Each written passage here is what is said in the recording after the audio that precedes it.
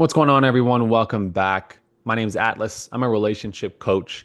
And today I want to talk about modern dating. And more specifically, I want to talk about the impact that our modern life is having on our relationships and how it's getting in the way of us being a part of the relationship that we consistently are asking for or wanting to be a part of.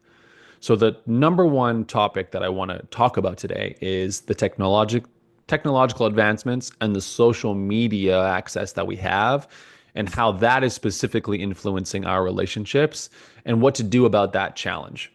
So I present that as the conversation today, not to diminish or battle up against the fact that social media is here or technology is continuing to advance.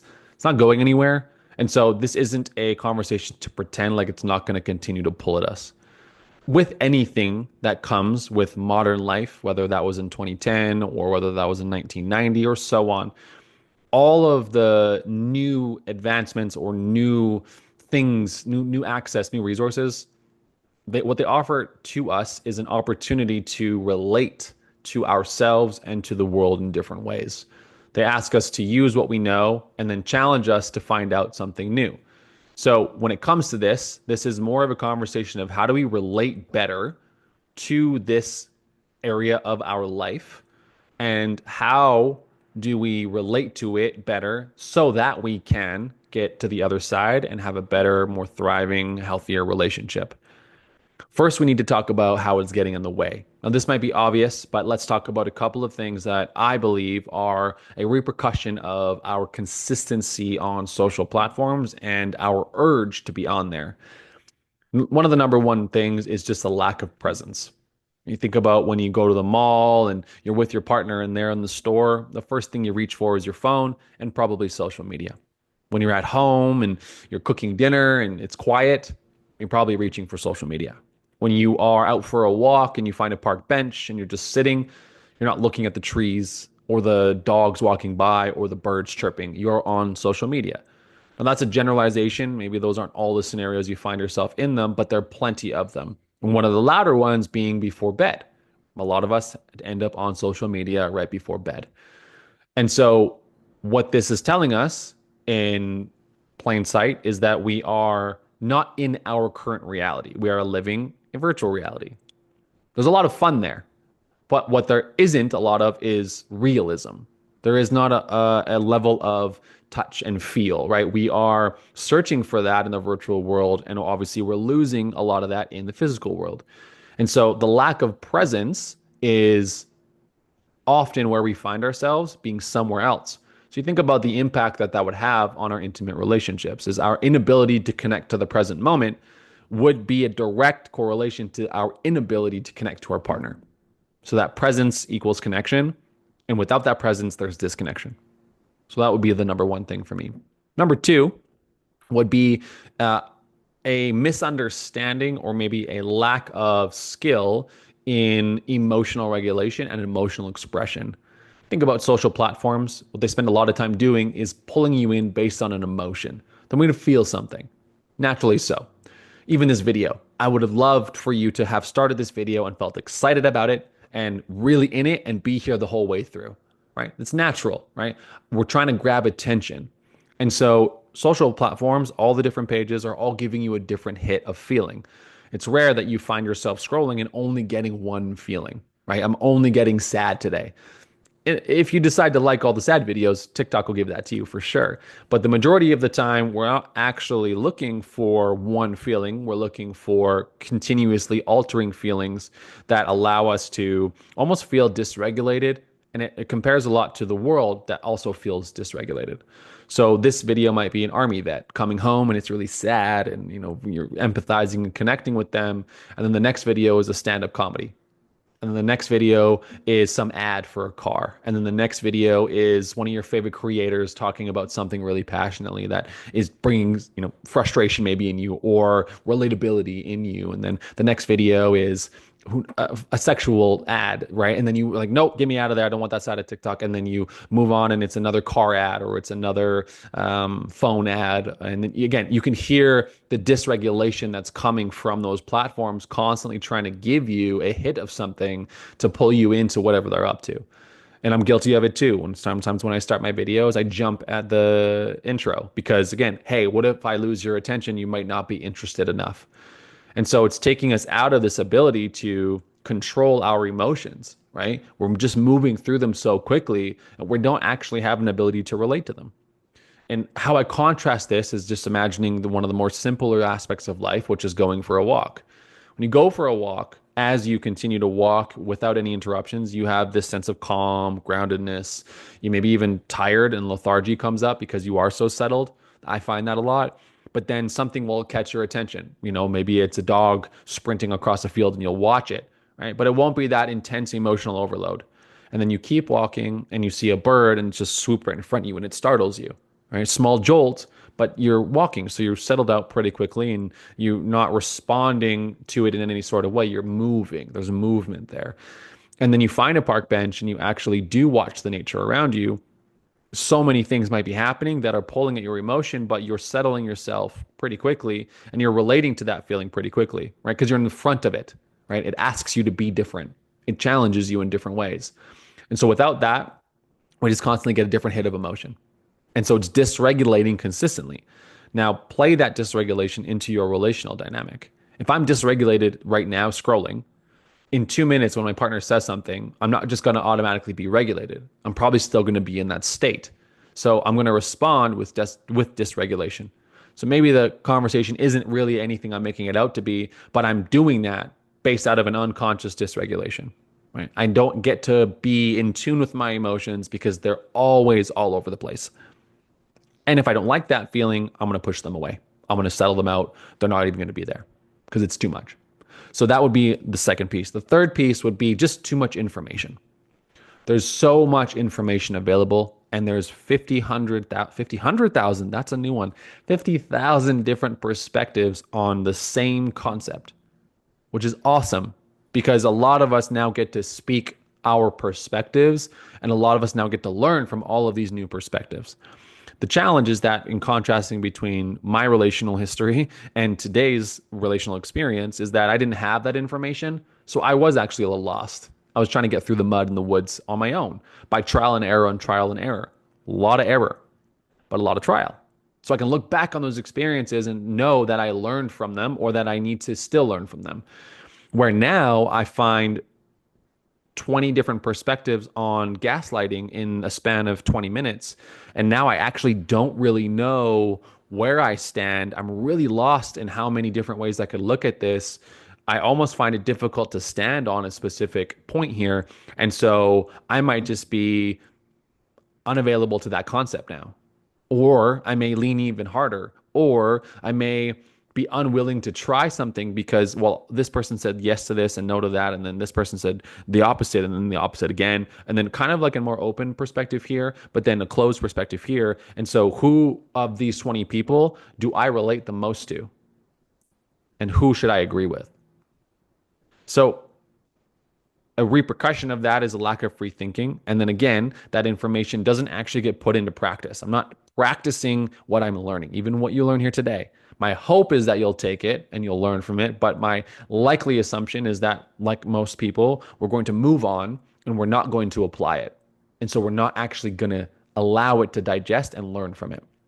So those are the three things that are loudest for me when it comes to this challenge we're faced with of technology and social media.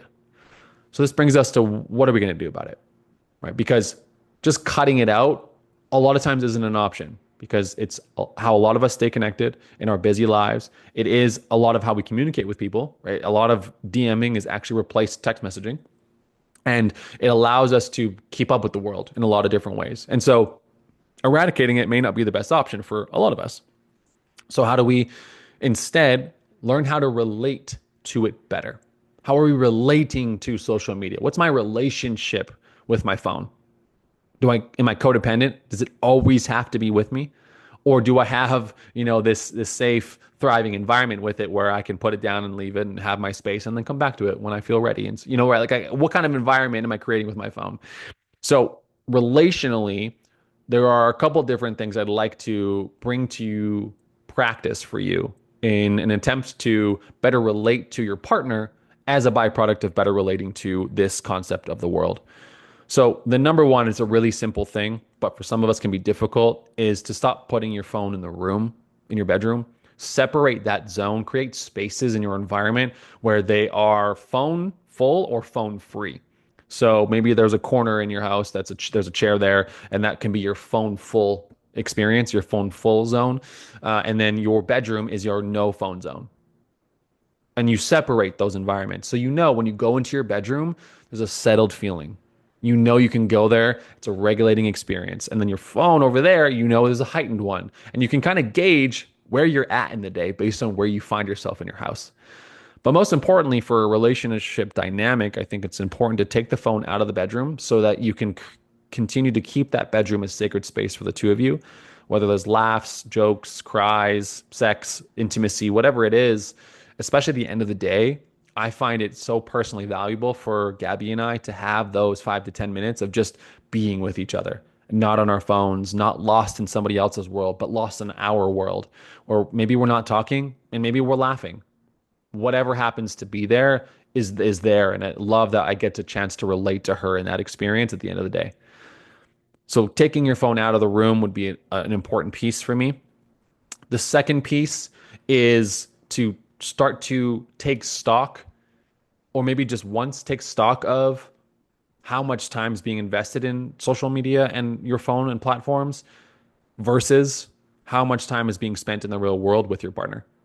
Now, this isn't to say that the time you're spending on your phone should be directly replaced with your partner, because in a lot of ways, what actually does need to happen first is that time needs to be taken separate from those platforms for you.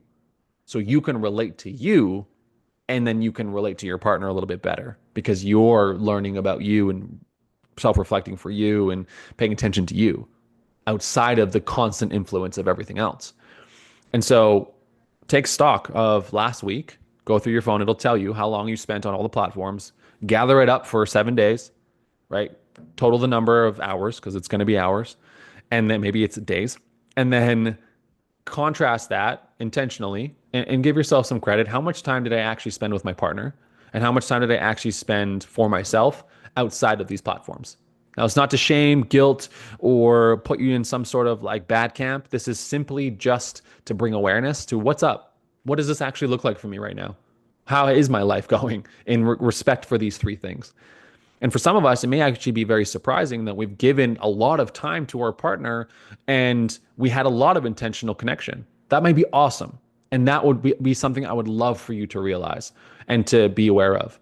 And maybe for the other side, it's I spent way too much time on my phone. Let me rephrase. You didn't spend too much time on your phone.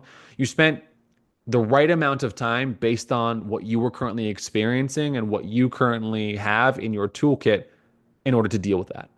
Your capacity said, this is what I need, and this is what you did. So now all we're looking for is to relate to it differently, not to shame us for doing that last week. So we create an awareness, get a stock of it, what it looks like, and then below that, we say, okay, what do I want it to look like? Because this is more of my unconscious experience. This is more of just a week passing. Now, if I were to take control of this upcoming week, how do I want that to look? And I want you to recognize that what I'm not introducing is 16 different practices for you to implement in your relationship. I'm just inviting in a presence. How can I be more present this week in contrast to last week? And see what happens, right? Trial and error, being present. I'm going to bargain it's going to be less error than it is going to be a win for us. But the reality is that it's just going to give you more presence. And that in and of itself will offer such dividends to your relationship, such assets to your relationship. I think I might have messed that up. It's going to add to your relational dynamic. And then the third piece, which I love and maybe more difficult practice, is the next time you go grocery shopping or you do tasks together, I want you to leave your phones at home. Just leave your phones at home. Now you might be thinking, well, I don't know how to get there. Good. Explore. Get lost. Find out how to get there and get back together. What an incredible practice of relating. right? Going after something and getting lost along the way. What an incredible journey to offer you. Or maybe you're like, well, it's my music. It's the music that I listen to. Well, okay, listen to the radio. There's music available to you. Don't create barriers where there doesn't need to be any, right? Continue to put in the effort that it takes to learn these different kinds of experiences. And for me, what I believe will happen is that you'll learn a lot about yourself and your partner in the process.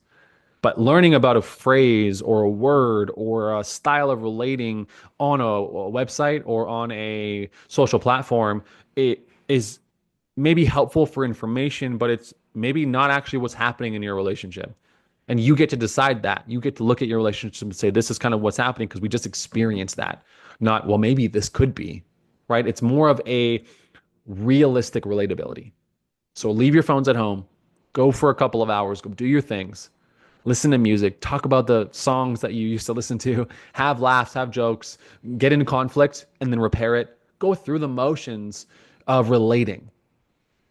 And for me, that I think will help a lot in regards to the kind of relationship you want to be a part of. That's connected, that's present, that's authentic, that's intimate, because a lot of this is intimacy creating, and is thriving the way you want it to. Those for me are the biggest pieces. I think they're going to go a long way.